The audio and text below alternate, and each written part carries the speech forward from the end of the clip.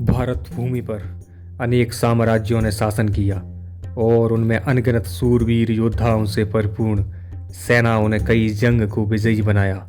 उन्हीं योद्धाओं में से एक सूरवीर योद्धा हमीर देव चौहान वीर पृथ्वीराज चौहान के वंशज थे।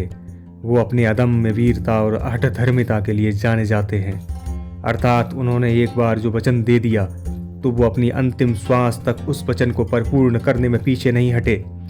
तभी तो उन्होंने कहा, सिंह गमन सत्पुरुष वचन कदली फले एक बार, तिरिया तेल हमीर हट चढ़े न दूजी बार। सन 1301 ईस्वी का दिन अलाउद्दीन की सेना अपने विद्रोहियों को शरण देने के कारण हमीर देव के सामने युद्ध के रूप में सज हो गई।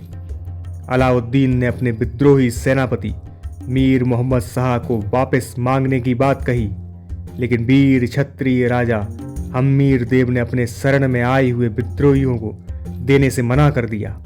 इस बात से क्रोधित अलाउद्दीन खिलजी ने अपनी विशाल सेना से रणथंबोर के किले को चारों दिशाओं से घेर लिया और एक ऐसी व्यूह रचना की जिसमें से चींटी का भी निकलना नामुमकिन लग रहा था।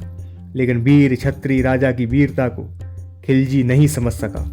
धीरे धीरे किले में मौजूद साजो सामान रसद की कमी होने लगी और राजपूत सेना का बल कम होने लगा। वीर राजा ने अपने पूर्ण शक्ति के साथ शत्रु सेना पर हमला कर दिया और वीर ने सेना ने इस पराक्रम के साथ युद्ध किया कि शत्रु सेना में भय छा गया और उनकी व्यूह रचना को वो तोड़ते चले गए। युद्ध के अंतिम दौर में सिर पर केसरिया धारण कर वीर हमीर देव शेर की तरह लड़ रहे थे। उनके काफी संघर्ष के बाद भी युद्ध में ना विजय न दिला सके और वीर गति को प्राप्त हुए और वीर राजा की रानियों ने जौहर किया। यह इतिहास का पहला जौहर भी कहा जा सकता है। यह युद्ध राजपूत राजा के हठ और वचन की दृढ़ता के लिए इतिहास के सुनहरे अक्षरों में लिखित हो गया। Thanks for watching. Please comment and share. जय हिंद, जय भारत।